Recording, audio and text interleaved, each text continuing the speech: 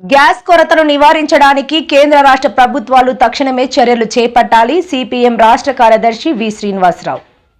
Gas, petroleum products మనం దిగుమతి చేసుకోకూడదని America పెట్టిన షరతులకి మన కేంద్ర ప్రభుత్వం, మోడీ ప్రభుత్వం లొంగిపోయినందువల్ల ఇక్కడ మనకి గ్యాస్ కొరతే కాదు, రానున్న రోజుల్లో అసెంబ్లీ ఎన్నికలు అయిపోయిన తర్వాత పెట్రోలియం ధరలు పెరిగినా కూడా మనం ఆశ్చర్యపోవాల్సిన అవసరం లేదు. ఇప్పటికే ప్రీమియం పెట్రోల్ రేట్లు కూడా పెంచింది ప్రభుత్వం. తీవ్రమైన సంక్షోభాన్ని ఎదుర్కోబోతున్నామని నిన్న పార్లమెంట్లో ప్రధానమంత్రి కూడా ప్రకటించాడు.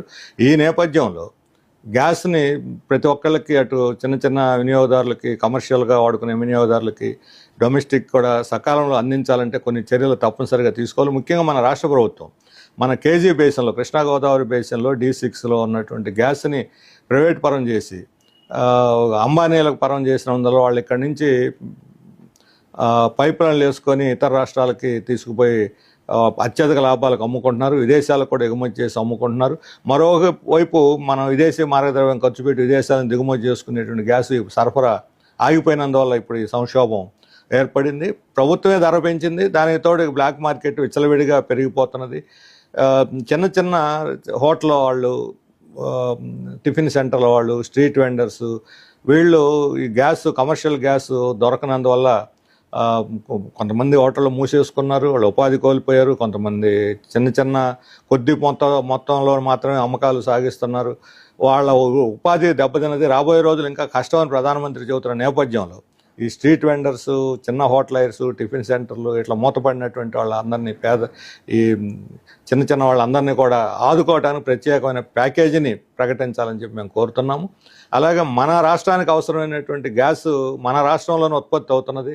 ఈ మన రాష్ట్రం నుంచి ఉత్పత్తి అవుతున్న గ్యాస్ని మనకు దక్కకుండా ఇతర రాష్ట్రాలకు తీసుకుపోయే కాకుండా ఫస్ట్ ప్రాధాన్యత మన రాష్ట్ర అవసరాలకు కేటాయించి ఆ తర్వాత మిగిలిందే ఇతర రాష్ట్రాలకు తీసుకుపోయి బహిరంగ మార్కెట్లో వాళ్ళు అమ్ముకునే విధంగా ప్రభుత్వం నిర్ణయం చేయాలి. మన రాష్ట్ర ప్రభుత్వం కూడా అందుకు ప్రత్యేకమైన చొరవ తీసుకొని మన కృష్ణా గోదావరి బేసిన్లో దొరికే గ్యాస్ని మన రాష్ట్రం ఉపయోగించుకుంటే ప్రతి ఇంటికి కూడా సకాలంలో సిలిండర్ అందించవచ్చు.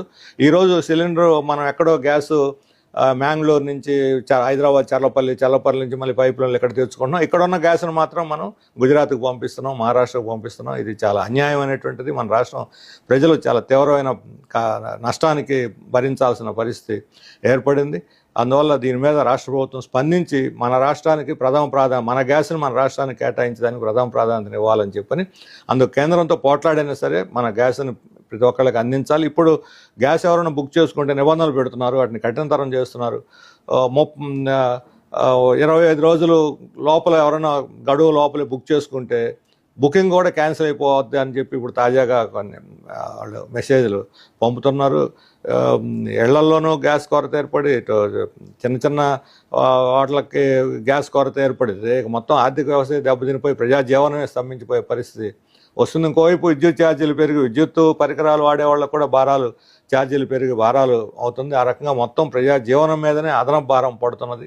కాబట్టి ఈ యుద్ధం యొక్క భారం మన రాష్ట్ర ప్రజల మీద పడకుండా దానికి తగినటువంటి నివారణ చర్యలు తీసుకోవడానికి కేంద్ర రాష్ట్ర ప్రభుత్వాలు ముందుకు రావాలని చెప్పి మేము డిమాండ్ చేస్తున్నాం.